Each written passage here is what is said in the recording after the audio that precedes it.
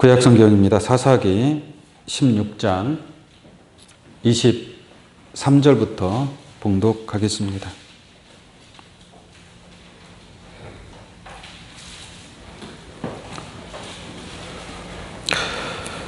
블레셋 사람의 방백이 가로되 우리의 신이 우리 원수 삼손을 우리 손에 붙였다 하고 다 모여 그 신 다곤에게 큰 제사를 드리고 즐거워하고 백성들도 삼손을 보았으므로 가로되 우리 토지를 헐고 우리 많은 사람을 죽인 원수를 우리의 신이 우리 손에 붙였다 하고 자기 신을 찬송하며 그들의 마음이 즐거울 때에 이르되 삼손을 불러다가 우리를 위하여 제주를 부리게 하자 하고 옥에서 삼손을 불러내매 삼손이 그들을 위하여 제주를 부리니라. 그들이 삼손을 두 기둥 사이에 세웠더니 삼손이 자기 손을 붙든 소년에게 이르되 나로 이 집을 버틴 기둥을 찾아서 그것을 의지하게 하라 하니라.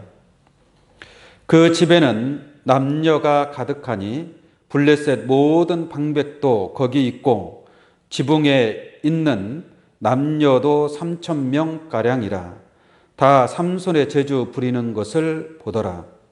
삼손이 여호와께 부르짖어 가로되 주 여호와여 구하옵나니 나를 생각하옵소서. 하나님이여 구하옵나니 이번만 나로 강하게 하사 블레셋 사람이 나의 두 눈을 뺀 원수를 단번에 갚게 하옵소서 하고 집을 버틴 두 가운데 기둥을 하나는 왼손으로 하나는 오른손으로 껴 의지하고 가로되 블레셋 사람과 함께 죽기를 원하노라 하고 힘을 다하여 몸을 굽히매 그 집이 곧 무너져 그 안에 있는 모든 방백과 온 백성에게 덮이니 삼손이 죽을 때에 죽인 자가 살았을 때에 죽인 자보다 더욱 많았더라. 아멘. 사사기 16장 23절로 30절까지 봉독해 드렸습니다. 오늘 이 말씀을 통해서 나실인 삼손이라는 내용으로 말씀을 증거하도록 하겠습니다. 삼손은 이스라엘의 지도자, 사사였습니다. 사사. 이 삼손에 관한 내용은 우리가 익히 들어 좀 알고 있죠. 삼손은 우리가 힘이 엄청난 그 괴력을 가진 그러한 선지자였다라는 것을 알고 있습니다.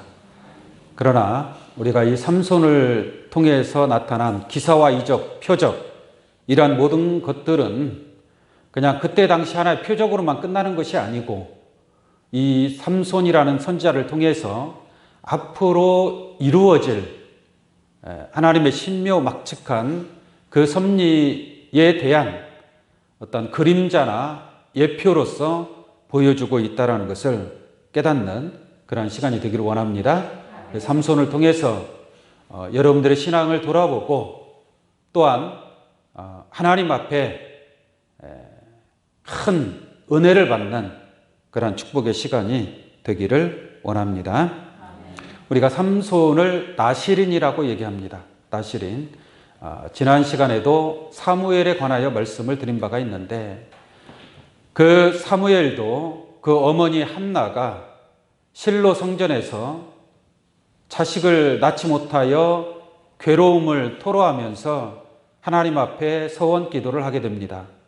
그래서 아버지 하나님께서 아들을 주신다면 그 아들을 하나님 앞에 바치겠습니다라고 서원 기도하면서 낳은 아들이 바로 사무엘이었습니다.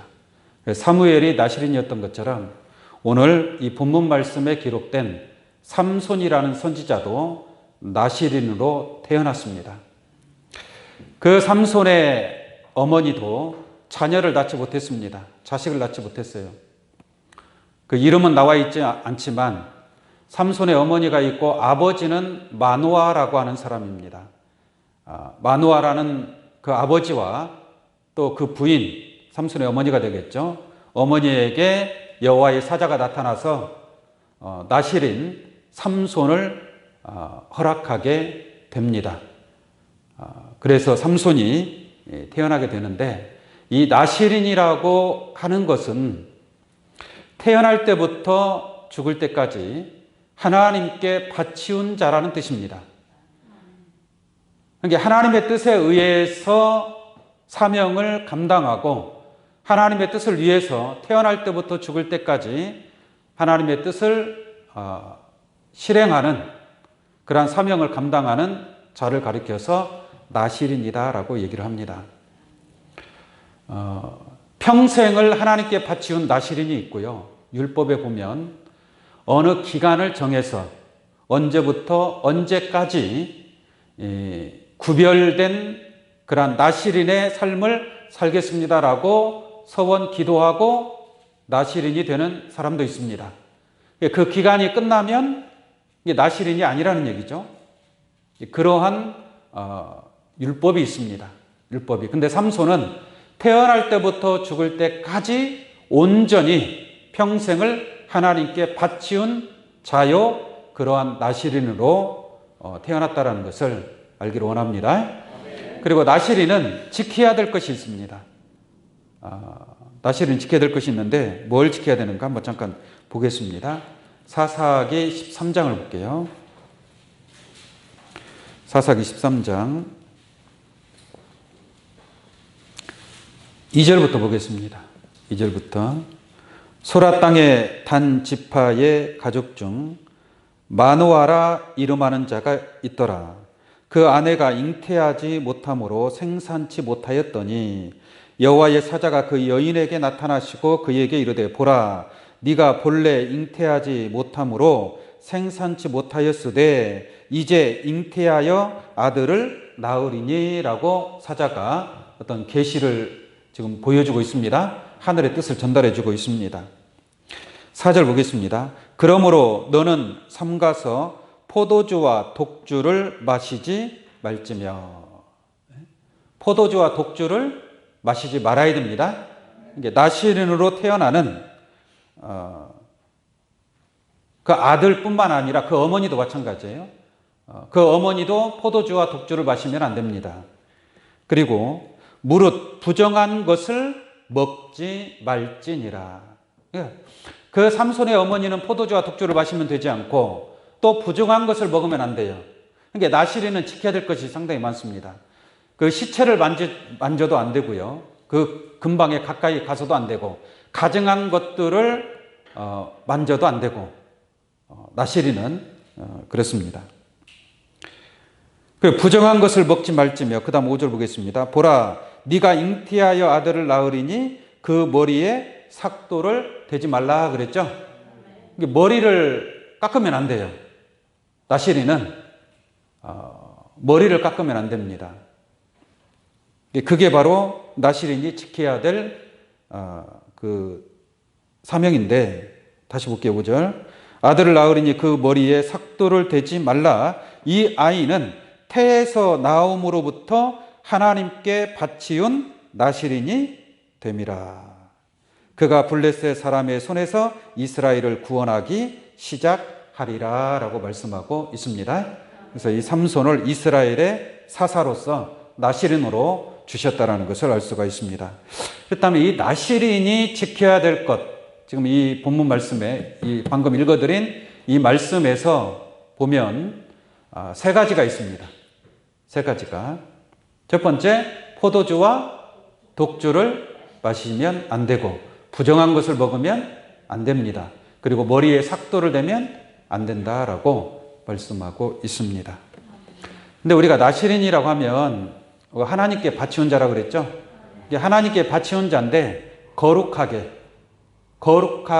성별된 몸으로 하나님께 바치운 자가 되어야 합니다. 그러므로 포도주나 독주를 마시면 안 되겠죠? 그죠? 포도주나 독주를 마시면 안 된다고 했는데, 그게 바로 나실인의 삶입니다. 나실인의 삶인데, 이 포도주나 독주를 마시지 말라. 포도주를 먹으면 취하겠죠. 독주는 뭐 더 빨리 취하겠죠. 사람이 포도주에 취하면 분별력이 떨어집니다. 그리고 교만해지고 거만해집니다. 이 성경에 포도주와 이 독주는 비진리의 말씀을 상징하고 있습니다. 비진리, 거짓 복음 이런 것을 상징하고 있는데 우리 성경을 통해서 한번 이 포도주나 족주에 관해서 잠깐 알아보도록 할게요. 이사야 28장을 한번 보겠습니다.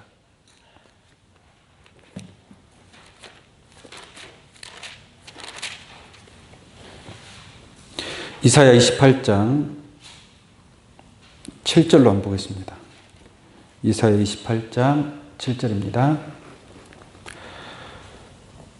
이 유다 사람들도 포도주로 인하여 옆걸음치며, 이 술 많이 먹고 옆걸음치는 사람 보셨죠? 제대로 똑바로 가요 볼까요? 똑바로 못 갑니다. 여기가 어딘지도 몰라요. 분별하지 못해요.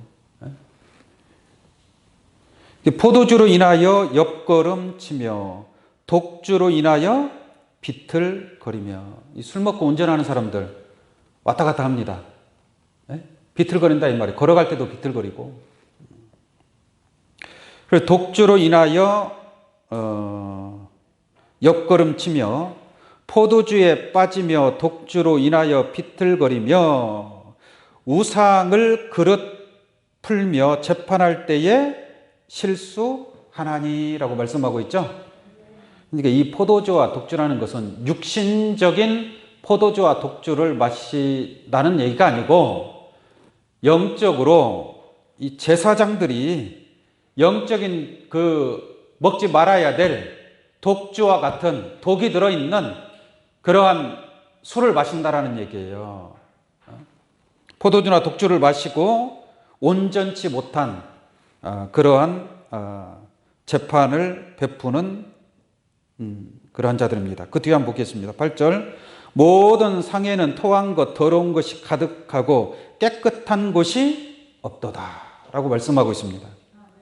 이런 자들이 어떤 자들인가 보면 9절까지 보겠습니다. 그들이 이르기를 그가 네게 지식을 가르치며 네게 도를 전하여 깨닫게 하려는가, 젖떨어져 품을 떠난 자들에게 하려는가 그랬죠. 그러니까 이 비진리의 포도주를 먹고 비틀거리고, 그러니까 비진리의 말씀에 우리가 하나님 나라를 향해서 그 거룩한 대로의 길을 분명하게 확실하게 달려가는 신앙이 되어야 될 줄로 믿습니다. 근데 포도주와 독주를 마시니까 제대로 달려갈 수 있어요, 없어요? 내가 가야 될 방향을 알 수 있어요, 없어요? 없다라는 얘기입니다. 포도주와 독주를 마신 자들입니다. 천국 가는 길을 모르는 거예요. 그러니까 그들은 뭐라고 하느냐? 경계에 경계를 더하며 경계에 경계를 더하며 교훈에 교훈을 더하며 교훈에 교훈을 더하되 여기서도 조금 저기서도 조금 하는 도다라고 말씀하고 있습니다. 이러한 이 포도주와 독주를 마시는 자들은 나시린이 될 수 없다라고 말씀하고 있습니다. 이 포도주에 관해서 하나 더 보겠습니다. 마지막 계시록이 이루어진 때에는 수많은 신앙인들이 이 포도주를 먹습니다. 포도주를 먹고 그 포도주에 취하는 거예요. 예를 들어서 말씀을 드리면 비진리의 말씀을 가르치는 교단들이 많이 있죠. 그죠? 지금도 대표적으로 뭐 여호와 증인이라든지 신천지라든지 하나님의 교회라든지 이런 데서 비진리의 그 교리를 가르치고 있죠. 너무나 말도 안 되는, 하나님의 말씀과는 전혀 하나님의 뜻과는 상관이 없는 그러한 비진리의 포도주를 막 받아먹고 취한단 말이에요. 취해서 그 교리가 하나님의 말씀인 줄 알고 그 교리대로 신앙생활하는 자들, 이러한 자들이 바로 포도주와 독주에 취한 자들이다라고 말씀을 드릴 수 있겠습니다. 계시록 17장 2절을 한번 보겠습니다. 땅의 임금들도 그로 더불어 음행하였고 땅에 거하는 자들도 그 음행의 포도주에 뭐예요? 취하였다 하고 라고 말씀하고 있습니다. 그 음행의 포도주에 취하였다. 이 음행의 포도주라는 것은 비진리의 말씀을 얘기하는 겁니다. 하나님의 뜻이 아닌 거짓된 복음, 그런 것을 음행의 포도주다라고 얘기를 합니다. 취하였다 하고 성령으로 나를 데리고 광야로 가니라. 내가 보니 여자가 붉은빛 짐승을 탔는데 그 짐승의 몸에 참남된 이름들이 가득하고 7머리와 10뿔이 있으며 그랬죠. 이 짐승들은 이 붉은 용, 7머리 10뿔 짐승은 하나님을 대적하는 거짓된 자들이다라는 것을 알 수가 있습니다. 이들이 바로 포도주와 독주를 마시는 자들이다.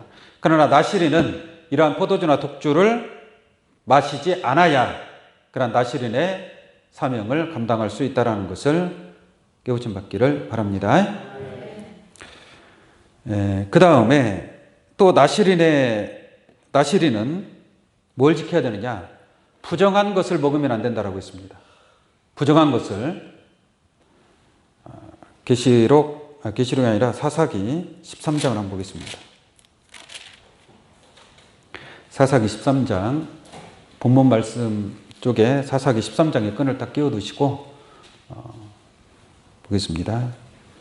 사사기 13장 4절을 보면 그러므로 너는 삼가서 포도주와 독주를 마시지 말지며 무릇 부정한 것을 먹지 말지니라 그랬죠. 여러분들 부정한 음식 먹습니까? 이때 이 율법 시대에는 이제 부정한 음식이라는 게 있어요. 부정한 것이 있어서 부정한 것은 먹으면 안 됩니다. 정한 음식이 있고 부정하다는 깨끗하지 못한 음식이 있다는 얘기예요. 깨끗한 음식이 있고 부정한 게 있다. 우리가 동물도 우리는 돼지고기를 아무 때나 먹고 있죠. 그죠? 그러나 이때에는 돼지고기를 먹지 않았습니다. 왜? 돼지고기는 부정한 동물이에요. 부정한 동물. 뭐 토끼, 뭐 여러 가지 많은 동물이 있거든요. 되새김질하지 못하는 동물. 그리고 발굽이 갈라지지 아니한 동물. 이것은 부정한 동물이기 때문에 먹질 않았습니다. 지금도 그렇습니다. 여호와 증인이라든지 율법을 지키는 교단, 예를 들어서 이슬람교라고 있죠. 이 무슬림들도 율법을 지키기 때문에 돼지고기는 절대로 먹지 않습니다. 돼지고기로 인해서 만든 뭐 소세지, 햄, 베이컨 이런 것들 절대로 먹지 않습니다. 돼지고기 기름이 들어간 것도 먹질 않아요. 그게 율법에 의한 것입니다. 이게 부정한 음식을 먹지 않는다라는 얘기죠. 정한 음식만 먹어라. 그 정한 것이 뭐냐? 되새김질하는 동물. 그 다음에 발굽이 갈라진 동물. 그것은 먹어도 되지만 그러지 아니한 부정한 음식은 먹지 말라라고 말씀하고 있습니다. 생선도 비늘이 있는 생선, 지느러미가 달린 생선은 먹을 수 있어요. 그러나 비늘이 없고 지느러미가 없는 생선은 먹을 수가 없습니다. 미꾸라지 같은 경우는 비늘이 없죠. 장어도 마찬가지죠. 비늘이 없죠. 미끈미끈하죠. 그러한 것은 먹지를 않아요. 지금도 그렇습니다. 지금도. 그런데 이제 이 나시린은 이와 같이 부정한 것을 먹지 말라 그랬거든요. 근데 이 부정한 것이 율법은 히브리서 10장 1절 말씀과 같이 율법이라는 것은 장차 오는 좋은 일의 그림자인 줄로 믿습니다. 이게 그림자적으로 보여주는 거예요. 그럼 우리가 하나님의 율법도 하나님의 말씀이란 말이에요. 하나님의 말씀에 돼지고기를 먹지 말라고 그랬어요. 먹으면 돼야 안 돼요? 안 되겠죠. 그러나 그것은 그림자고 이미 앞서서 모형으로 보여주고 있다는 것을 알 수가 있습니다. 돼지고기 먹어도 된다 이 말이죠. 그것은 그림자적인 하나님의 그 율법적인 말씀이었다라고 말씀을 드립니다. 이 성경에 돼지고기 먹지 말라, 또 뭐 쥐고기도 먹지 말라 그런 내용이 있는데 한번 잠깐 보겠습니다. 이사야 65장.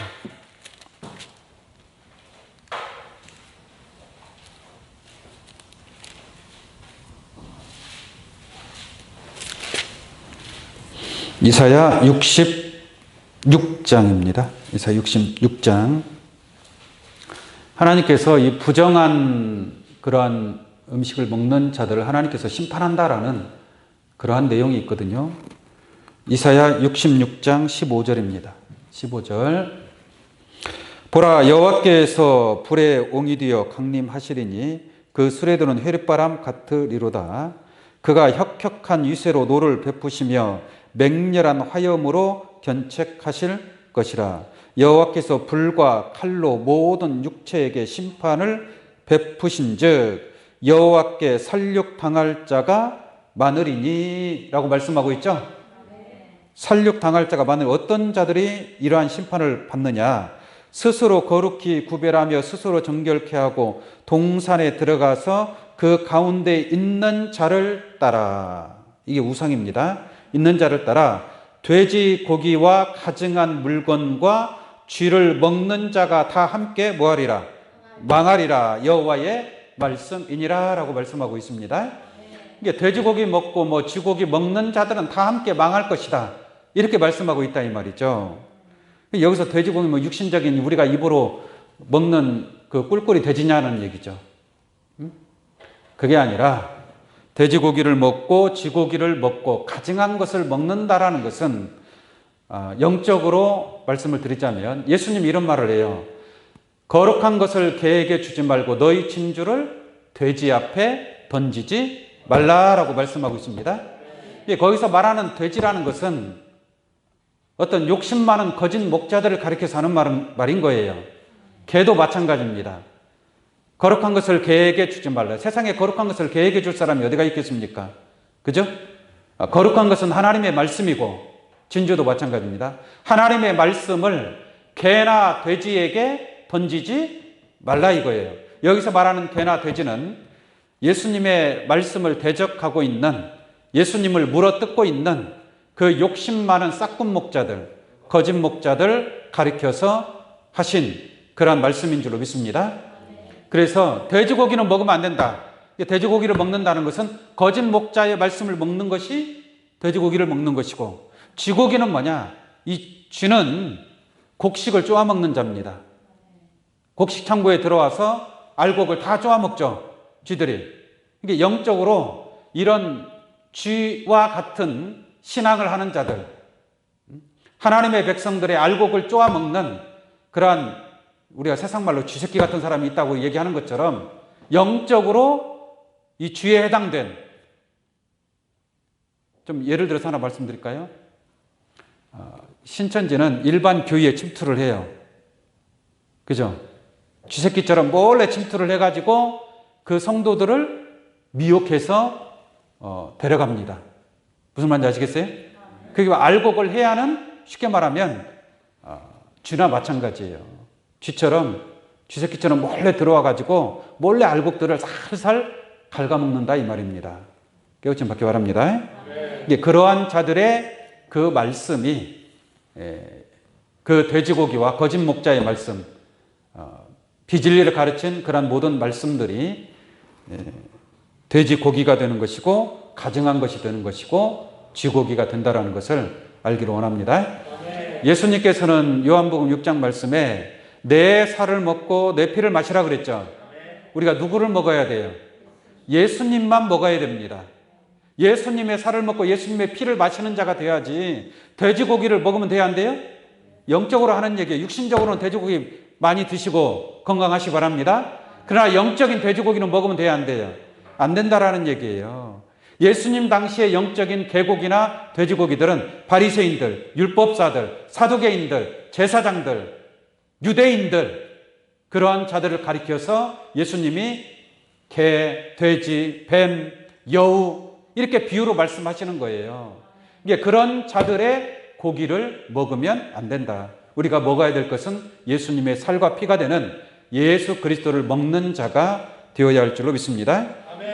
예수 고기는 먹어야 되겠지만 나머지 고기는 부정한 음식이다 이거예요. 그 부정한 것들은 먹으면 안 된다라고 말씀하고 있음인 줄로 믿습니다. 그러면 또 하나 지켜야 될 것이 또 있죠. 포도주나 독주를 마시지 말라. 부정한 음식을 먹지 말라. 또 나시린이 지켜야 될 게 뭐예요? 머리에 삭도를 대지 말라. 머리를 자르지 말라. 네? 머리 자르면 안 됩니다. 여러분들 이발소 가지 마세요. 미용실 가서 머리 자르면 안 됩니다. 나시린은 그렇습니다. 나시린. 그럼 머리를 자르지 말라라는 것은 우리가 육신적인 이 머리털 이것을 자르지 말라라는 말이냐. 물론 율법에 의해서는 머리를 자르지 않았습니다. 삼손이 그 힘이 머리에서 나온다고 그러잖아요. 머리에서 나오는데 그것을 그 여자 들릴라한테 얘기를 하면 안 되는데 삼손이 얘기를 해버렸어요. 그러니까 그 여자가 삼손을 잠을 자고 있을 때 머리털을 싹 밀어버리는 거예요. 그죠? 그래서 힘을 잃어버리지 않습니까? 그때는 진짜 머리털을 가리켜서 하신 말씀이었지만 이 시대에서 진짜 머리털을 밀지 말라는 것은 어떠한 의미가 있는가? 우리가 그러한 내용을 한번 알아보도록 하겠습니다. 머리털에 관해서 한번 잠깐 보도록 하겠습니다. 다니엘서 7장을 한번 보겠습니다. 다니엘서, 이사야 다음에 에레미야, 에스겔, 다니엘 7장. 다니엘서 7장 9절입니다.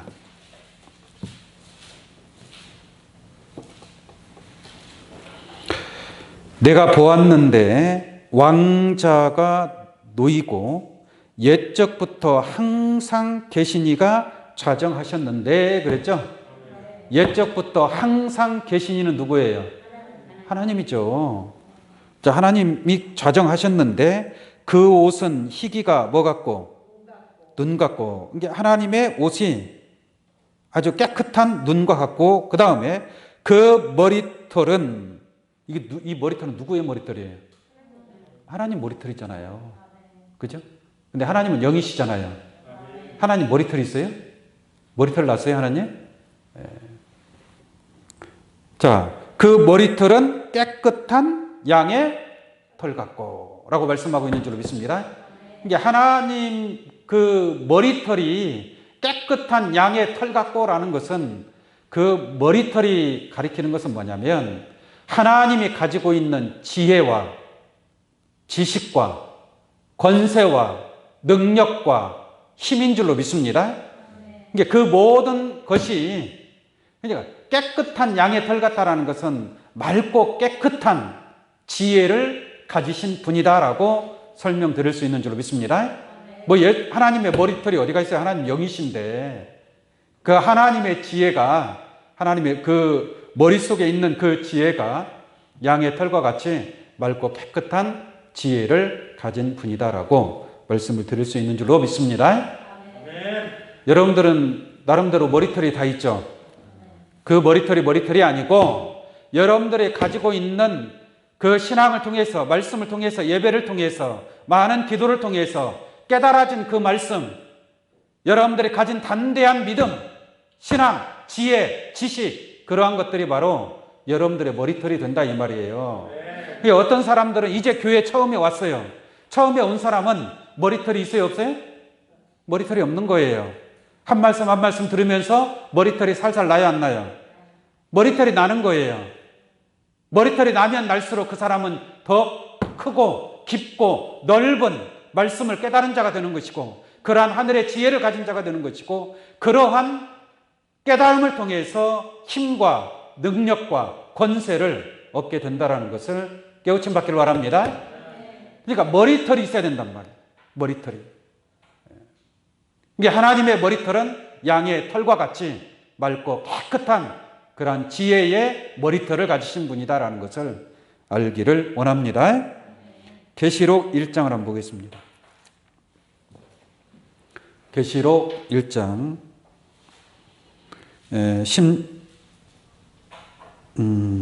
4절 인자 같은 이 9가지 모양이 나오는데 인자 같은 이 9가지 모습이 나옵니다. 그 중에서 하나가 어떤 모습이냐면은 14절 보겠습니다. 계시록 1장 14절 그 머리와 털의 희기가 뭐 같고요? 흰 양털 같고 눈 같으며 눈이 겨울에 하얀 눈이 다 내리면 얼마나 아름답고 깨끗합니까? 온 세상이 하얀색이잖아요. 그래서 인자 같은 이의 머리와 털의 희가 흰 양털 같고 눈 같으며 라고 말씀하고 있습니다. 아까 하나님의 머리털이 희다라고 그랬죠? 근데 여기서 인자 같은 이의 머리털, 다시 말하면 예수 그리스도의 머리털도, 예수님의 머리털은 무슨 색깔이었을까요? 네? 하나님의 머리털이 흰 양털 같다라고 했으니까 예수님의 머리털도 당연히 뭐예요? 흰 양털 같은 머리털이 있고, 그러니까 인자 같은 이의 머리털이 흰 양털 같고 눈 같으며 라고 한 줄로 믿습니다. 이 하나님의 지혜가 예수님에게 있는 것이고, 예수님의 지혜가 또한 마지막 사명자에게 함께하는 것인 줄로 믿습니다. 그러니까 여러분들의 머리털도 어떠한 머리털이 되어야 돼요? 흰 양털 같고 눈 같은 맑고 깨끗한 지혜와 힘과 능력을 가진 그런 하늘의 지혜를 얻는 그런 머리털이 되어야 될 줄로 믿습니다. 머릿속에 온갖 세상 걸로, 세상의 욕심으로 가득 차 있어요. 세상의 물질로 가득 차 있어요. 세상에 출세하고자 하는 마음으로 가득 차 있어요. 그 머리털이 깨끗하다고 볼 수 있습니까? 아니라는 얘기예요. 무슨 말인지 아시겠습니까? 하늘의 깨끗한 하나님의 말씀과 흠과 점이 없는 그러한 말씀과 지혜로 여러분들의 머리털이 되기를 원합니다. 고린도전서 11장 말씀 보겠습니다. 고린도전서 11장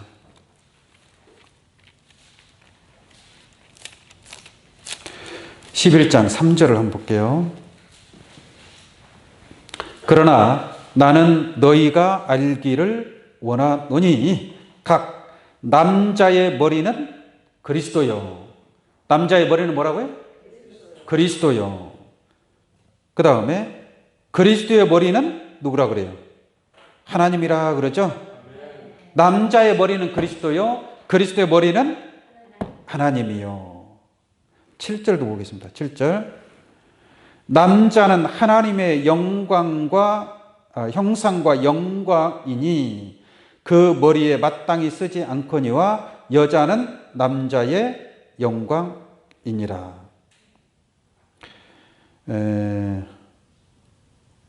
자, 그 뒤에 내용은 여러분들 읽어보시도록 하고, 자, 보세요. 남자의 머리는 그리스도라 그랬죠. 그리스도의 머리는 하나님이다라고 했습니다. 에베소서 4장 15절에도 보면은 여러분들은 지혜에 장성한 자가 되라라고 말씀하고 있습니다. 어디까지 장성한 자가 되어야 되느냐? 그리스도에게까지. 그래서 그는 머리니 곧 그리스도라라고 말씀하고 있습니다. 그러니까 교회의 머리가 누구예요? 교회의 머리가 그리스도란 말이에요. 교회는 그의 몸인 줄로 믿습니다. 이 교회는 예수 그리스도의 몸을 이루는 거예요. 그러니까 머리는 예수 그리스도다라고 말씀하고 있습니다. 그러니까 머리털을 자르지 마라. 그러니까 이 교회의 머리는 누구다? 그리스도란 말이에요.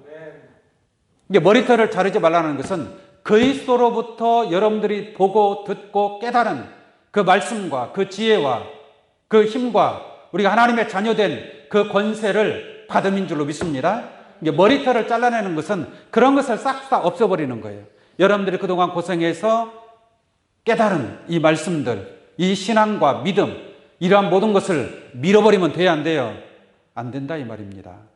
그래서 머리털을 자르지 말라라고 말씀하고 있다는 것을 여러분들의 깨우침 받기를 원합니다. 그것이 바로 나시린의 지켜야 될 그 세 가지였다라는 겁니다. 포도주와 독주를 마시지 말고 부정한 것을 먹지 말고 머리에 삭도를 대지 말아라. 여러분들의 신앙이 한순간에 날아갈 수 있다는 것을 알기를 원합니다. 한순간입니다. 세상의 욕심을 가지다 보면 그 욕심 때문에 죄가 나오는 겁니다.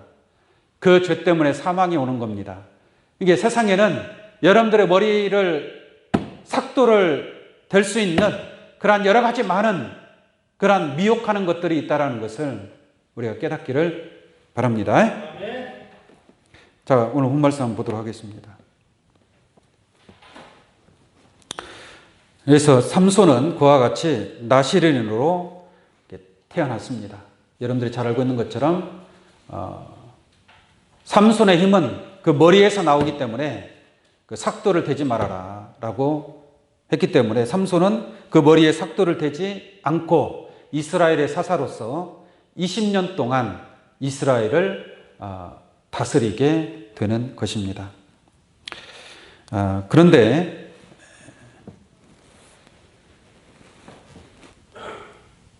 이 삼손은 유다 사람이란 말이에요. 이스라엘 사람이죠. 이스라엘 사람. 그런데 이 삼손이 여자를 취하는데 부인이죠. 처음에는 블레셋 여자를 취하게 됩니다. 블레셋 여자를 취하게 되는데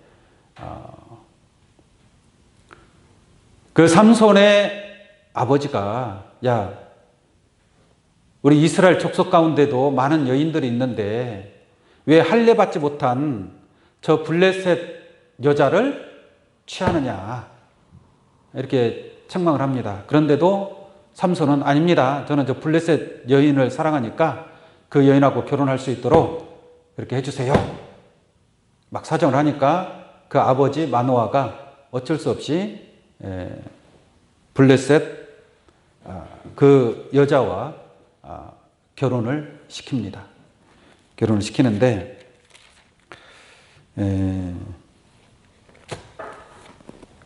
하루는 이 포도원에 사자가 들어옵니다. 짐승 사자가 포도원에 들어오니까 삼손이 맨손으로 그 사자를 잡아서 좀 말이 좀 험악한데 찢어 죽이는 거예요. 어떻게 죽여요?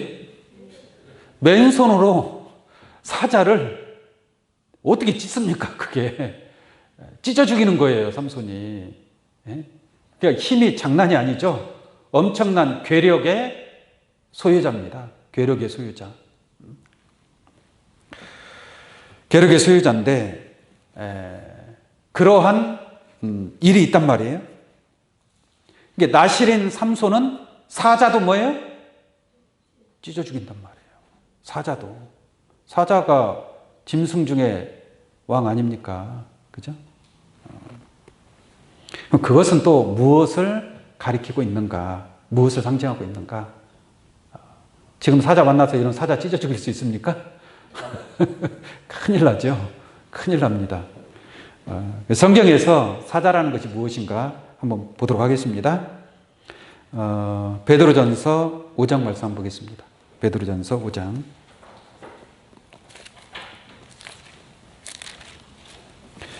베드로전서 5장 8절 보겠습니다. 8절. 근신하라 깨어라 너희 대적 마귀가 있지 않습니까? 까딱 잘못하면 마귀한테 먹힐 수가 있어요. 그러니까 뭐라고 합니까? 근신하라 깨어라 너희 대적 마귀가 우는 뭐같이? 사자같이. 우는 사자같이. 운다라는 것은 며칠 동안 굶어서 먹을 것을 찾고 다니는 거예요. 그래서 너희 대적 마귀가 우는 사자같이 두루 다니며 우는 사자같이 두루 다니며 삼킬 자를 찾나니라고 말씀하고 있는 줄로 믿습니다. 그러니까 이제 삼손은 실상적인 사자, 짐승 사자를 찢어 죽였겠죠. 그러나 이 마지막 때에 우리가 생각해야 될 것은 우리의 신앙이 하나님의 택함 받은 자요. 우리가 나실인의 신앙을 한다면 이러한 짐승 사자가 아니라 마귀를 가리킨 이러한 사자와 같은 자가 나를 삼키려 한다 할지라도 그들을 잡아서 찢어 죽일 수 있는 그러한 힘과 지혜가 있어야 될 줄로 믿습니다. 뭘 찢어 죽이는 게 아니라 그 악한 거짓 목자의 말씀을 굴복시키고 짓밟을 수 있는 그러한 지혜가 있어야 될 줄로 믿습니다. 예수님께서 추수꾼들을 보냈을 때에 그 추수꾼들은 가서 귀신들을 항복시켰어요. 뱀과 정갈을 밟았습니다. 원수의 능력을 제할 권세가 있었던 것인 줄로 믿습니다. 그게 바로 삼손과 같이 그 마귀를 대적하고 그것이 바로 그 마귀 사자 같은 자들을 죽이는 심판하는 그러한 역사라는 것을 깨우침 받기를 원합니다. 에스겔서 22장을 보겠습니다. 이사야, 예레미야, 에스겔서 22장 25절.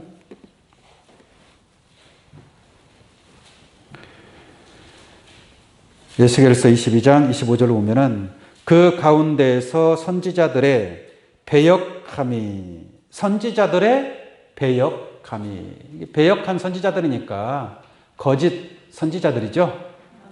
그들의 배역함이 우는 사자가 식물을 움킴 같도다. 우는 사자가 뭐예요? 식물을 움킴 같도다. 누구를 가리켜서 하는 말이에요?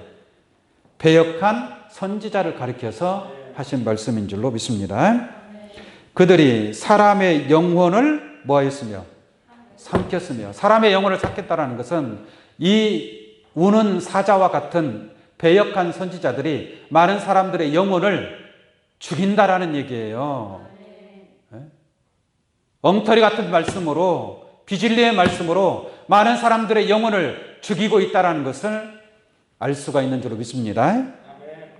그 사람의 영혼을 삼켰고 전제와 보물을 탈취하며 갑으로 그 가운데 많게 하였으며 그 제사장들은 내 율법을 범하였으며 그랬죠.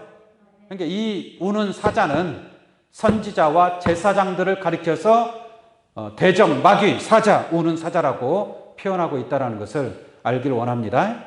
그러니까 진짜 뭐 육신적인 짐승 사자를 만나서 찢는 것이 아니라 영적인 사자들이 바로 선지자나 제사장들을 가리켜서 하신 말씀인 것을 알 수가 있겠습니다. 28절 보겠습니다. 그 선지자들이 그들을 위하여 회를 칠하고, 회를 칠한다는 아름답게 꾸민다 이거예요. 아름답게. 에? 그 마태복음 23장 27절로 보면은 화 있을진저 외식하는 바리새인과 서기관들이여 겉으로는 아름답게 꾸미나 그랬죠. 이게 서기관들과 바리새인들을 가리킨 그러한 말씀인 것처럼 여기서도 마찬가지입니다. 28절 다시 볼게요. 그 선지자들이 그들을 위하여 회를 칠하고 스스로 허탄한 이상을 보며, 스스로 뭘 본다고요? 허탄한 이상을 보는 거예요. 하나님께서 보여주지도 않은 그 꿈이나 계시나 예언이나 이러한 것들로 하나님 백성들을 미혹하는 겁니다. 미혹하는 거예요. 자기가 천국에 갔다 왔다 하고서 그 간증을 하는 그런 것 자체들이 바로 허탄한 것들입니다. 허탄한 것들. 하나님의 뜻과는 전혀 맞지 아니하는 그런 내용이라는 것을 알기를 원합니다. 그러한 자들이 바로 대적 마귀에게 속한 제사장들이고 거짓 선지자들이다. 그들이 이상을 보며 거짓 복수를 행하며 여호와가 말하지 아니하였어도 주 여호와의 말씀이라 하였으며 라고 한 줄로 믿습니다. 하나님의 말씀이 아니고 자기가 그냥 자기가 지어냈든지 자기가 꿈을 꾸었든지 그것이 마치 하나님께서 주신 것이냐 그렇게 거짓된 말을 증거하는 자들, 이러한 자들이 바로 대적 마귀, 우는 사자와 같은 자들인 줄로 믿습니다. 그러한 자를 만났을 때 그러한 자를 심판할 수 있는, 찢어 죽일 수 있는 그러한 지혜와 능력과 힘과 권세, 삼손과 같은 나신의 그러한 힘 있는 여러분들 되기를 원합니다. 또 하나의 사건이 있는데 삼손한테는 여러 가지 많은 사건이 있습니다. 다 얘기할 수 없고 또 하나 잠깐 말씀을 드리면 이 삼손을 죽이려고 이 블레셋 군대들이 삼손을 에워쌌습니다. 이 삼손이 힘이 세고 잡히지가 않아요. 그러니까 유대인들을 3,000명을 포로로 잡아가지고 삼손 앞에 들어와서 나오지 않으면 그 유대인 3,000명을 다 죽이겠다라고 얘기합니다. 그러니까 그 유대인들이 포로로 잡힌 이 유대인들이 삼손한테 가서 사정을 하는 거예요. 너 하나 때문에 우리가 다 죽게 생겼다. 네가 좀 대신 포로로 붙잡혀라. 그래서 삼손이 좋다. 그러면 내가 끌려가겠다 하고서 삼손이 이제 줄로 묶여서 결박을 당한 채로 블레셋 군대에게 붙잡혀 갑니다. 가는데 삼손은 힘이 세니까 그 결박된 줄이 마치 불탄 삼줄같이 줄이 가느다란 실에 불이 타버렸단 말이에요. 쉽게 끊어지는 거죠. 그렇게 끊어내고 옆에 보니까 나귀 턱뼈가 하나 있어요. 나귀 턱뼈. 나귀 턱뼈 그걸로 취해가지고 그 블레셋 군인 1000명을 쳐 죽여버립니다. 몇 명을 죽였다고요? 삼손 혼자서 나귀 턱뼈로 1000명을 죽여버려요. 1000명을. 대단하지 않습니까? 그게 삼손에게 있었던 한 사건이에요. 나귀 턱뼈가 얼마나 단단한가. 그러잖아요. 나귀 턱뼈가 얼마나 단단하면 1000명을 죽여도 이게 부러지지 않고 그렇게 많은 사람을 죽였는가. 한번 생각해 봐야 되겠죠. 턱뼈라는 것은 뭐냐면은 턱뼈는 입의 뼈잖아요. 그죠? 이 턱뼈란 말이에요. 턱뼈. 그러니까 입의 뼈는 뭐냐? 입에서는 뭐가 나와요? 말씀이 나오는 줄로 믿습니다. 이제 그때 당시 삼손은 그 나귀 턱뼈를 하나 주워가지고 블레셋 사람을 죽였겠지만 이제 그것은 하나의 상징적인 것이고 그림자적으로 보여주는 것이고 누가 턱뼈로 지금 1000명을 죽일 수 있겠습니까? 이게 턱뼈라는 것은 입의 뼈란 말이에요. 입의 뼈라는 것은 입에서 나오는 말씀의 뼈인 줄로 믿습니다. 이 성경은 뼈에 관한 말씀이 있고 살에 관한 말씀이 있는 거예요. 하나님의 말씀에도 뼈에 해당되는 말씀이 있단 말이에요. 건물을 지을 때 먼저 뼈대부터 세워야 되겠죠. 뼈대를 세우지 않으면 이 건물은 무너져 버리는 거예요. 근데 하나님의 말씀도 결코 꺾이지 않는 뼈가 있는 줄로 믿습니다. 그래서 예수님이 십자상에서 달리실 때 뼈가 꺾였어요, 안 꺾였어요? 뼈가 꺾이지 않은 거예요. 꺾이지 않은 거예요. 상징적으로 보여주는 것입니다. 그래서 입의 턱뼈라는 것은 입에서 나오는 하나님의 말씀의 뼈로 저 하나님을 대적하는 블레셋 1000명을 죽였다라는 그러한 상징적인 그러한 것으로 보여주고 있는 줄로 믿습니다. 다시 말하면 이 마지막 때에 나시린과 같은 그러한 힘과 지혜를 가진 자는 그 입에서 나오는 턱뼈의 말씀으로 하나님의 말씀에 뼈에 해당되는 말씀만 가지고도 1000명을 죽일 수 있는 그러한 힘이 있다는 것을 우리가 알 수 있는 줄로 믿습니다.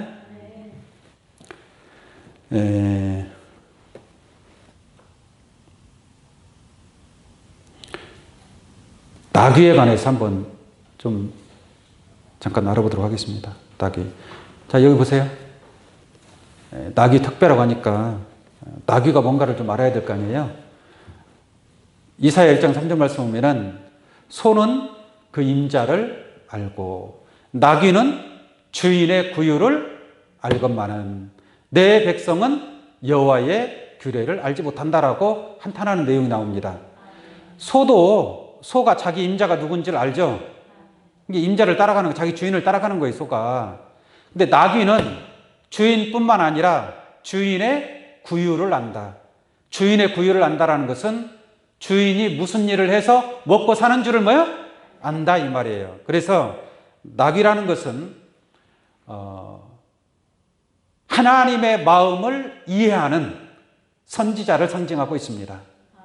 나귀는 하나님의 마음을 아는, 깨닫는 그러한 선지자를 가리켜서 나귀와 같은 사명자다 이렇게 말씀을 드립니다. 발람 선지자가 가지 말아야 될 길을 갈 때가 있어요. 근데 말 못하는 나귀가 발람 선지자의 길을 막죠. 가지를 않아요. 왜? 여호와의 사자가 칼을 들고 서 있으니까 더 갔다가는 그 발람 선지자가 죽게 생겼단 말이에요. 그러니까 발람이가 또 나귀를 때려야 안 때려요? 막 때리지 않습니까? 그죠? 그러니까 그 나귀가 발람 선지자를 데리고 다니는 하나님의 마음을 아는 그런 선지자를 가리키고 있다는 것을 여러분들 참고로 깨닫기를 바랍니다. 그러한 선지자 입에서 나오는 뼈에 해당하는 말씀으로 그러한 사명을 감당하는 자를 가리키고 있음을 말씀을 드립니다. 그 다음에 마지막으로 오늘 본 말씀에 기록된 내용인데, 이 들릴라라는 여자를 너무 삼손이 사랑했어요. 그러니까 들릴라가 자꾸 애교를 부리면서 그 당신이 나오는 힘의 비밀이 어디에 있습니까? 어디에 있습니까? 라고 막 물어보니까 거짓말로 답해주죠. 세 번째까지는 거짓말로 답해줘. 그러니까 이 들릴라가 막 더 눈물을 흘리면서 예언을 하는 겁니다. 그러니까 이 삼손이 또 마음이 약해가지고 자기 힘이 머리에서 나온다라는 것을 발설을 해버렸어요. 그래서 결론적으로 삼손의 머리가 싹 밀려버렸습니다. 힘이 있어요, 없어요? 힘이 없어요. 붙잡혀 간 거예요. 꼼짝 못하고 옛날처럼 그러한 힘이 나오질 않는 거죠. 그래서 노예의 생활을 하는 겁니다. 거기다가 두 눈은 빠지게 되고 소경이 돼버린 거죠. 소경이 돼서 완전 노예가 돼서 맷돌을 돌리는 그러한 일을 하고 있는 겁니다. 그런데 이 블레셋 사람들은 다곤이라는 신을 섬겼어요. 다곤이라는 큰 신전이 있는데 그 신전에서 다곤 신을 섬기는 엄청난 그 행사를 하는 거예요. 행사를. 근데 그 신전이 얼마나 큰지, 그 신전 꼭대기 지붕에만 몇 명이 올라가느냐? 3,000명이 올라갑니다. 3,000명이 올라가요. 꼭대기 지붕에만. 그러면 그 밑에 있는 사람들은 또 얼마나 많겠냔 말이에요. 그러니까 그렇게 엄청난 그 다곤신을 섬기는 사람들 뿐만 아니라 그 나라의 지도자들이 다, 방백들이 다 모여서 행사를 하고 있는 거예요. 그러면서 이제 우리 다곤신이 저 삼손을 우리에게 붙였다. 삼손을 잡았다. 좋아가지고 삼손을 데려가지고 제주를 부리게 만드는 거죠. 구경하는 겁니다.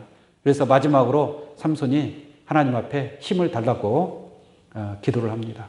기도하는 그 내용 한번 잠깐 보겠습니다. 28절입니다. 삼손이 여호와께 부르짖어 가로되 주여 주 여호와여 구하옵나니 나를 생각하소서. 하나님이여 구하옵나니 이번만 나로 강하게 하소서. 블레셋 사람이 나의 두 눈을 뺀 원수를 단번에 갚게 하옵소서. 그러죠? 이렇게 하나님 앞에 기도하니까 하나님께서 그 힘을 다시 주십니다. 무슨 말인지 아시겠습니까? 이게 머리털에서 힘이 나오는 것이 아니라 하나님의 신이 함께하면 그 힘과 지혜와 능력이 함께할 줄로 믿습니다. 그래서 마지막으로 힘을 얻고 그 다곤 신전에 바치고 있는 큰 기둥 두 개가 있어요. 그 두 개를 삼손이 마지막으로 기도해서 하나님께 받은 그 힘으로 그 두 기둥을 무너뜨려 버립니다. 그러니까 그 엄청난 그 큰 신전 지붕에만 3,000명이 올라가 있으니 얼마나 많은 사람이 있을 거예요. 그 큰 신전이 와르르 무너져 내립니다. 그래서 마지막으로 나시린의 사명을 감당하는 거예요. 태어날 때부터 죽을 때까지 나시린의 사명을 감당합니다. 그렇게 해서 삼손의 그 시기가 삼손이 다스린 20년의 사사로서 그 마지막까지 나시린으로서 그 사명을 감당하게 됩니다. 다만 마지막에 자기 그 비밀을 그 여자에게, 그 여자가 뭐라고, 그 여자에 의해서 그런 비참한 꼴을 당하느냐라는 얘기예요. 여러분들에게 이러한 하나님의 은혜가, 나시린의 이 거룩한 축복이 여러분들에게 함께함인 줄로 믿습니다. 예수님도 보십시오. 예수님 태어날 때부터 십자가의 운명하기까지 이미 정해진 그 길을 가고 있는 줄로 믿습니다. 예수님도 어찌 보면 태어날 때부터 죽을 때까지 나시린의 삶이었습니다. 모든 것을 하나님께 바치운 자인 줄로 믿습니다. 이와 같이 우리의 일생도 우리가 여러분들이 말씀을 듣고 깨달은 그러한 지혜와 그러한 신앙과 그러한 믿음이 한순간에 그 들릴라라는 여자와 같은 그 여자에 의해서 그러한 비참한 그러한 환경에 처해지지 아니하고 마지막까지 이기고 승리하는 자가 되어야 될 줄로 믿습니다. 삼손에 의해서 그 다곤 신전이 무너졌습니다. 마찬가지로 계시록에 바벨론 성이 무너질 줄로 믿습니다. 큰 성 여리고 성도 여호수아에 의해서 무너졌습니다. 다곤 신전 삼손에 의해서 무너졌습니다. 마지막 바벨론 성도 누군가에 의해서 무너지게 될 줄로 믿습니다. 그 무너뜨릴 자들이 누구냐라는 얘기예요. 온전히 자기의 마음과 뜻과 모든 신명을 다하여서 하나님의 뜻을 위해서 헌신하고 희생하는 그러한 나시린에 의해서 틀림없이 이루어지게 될 것인 줄로 믿습니다. 그러한 축복이 여러분들에게 함께 하시기를 예수의 이름으로 축원합니다. 기도하겠습니다.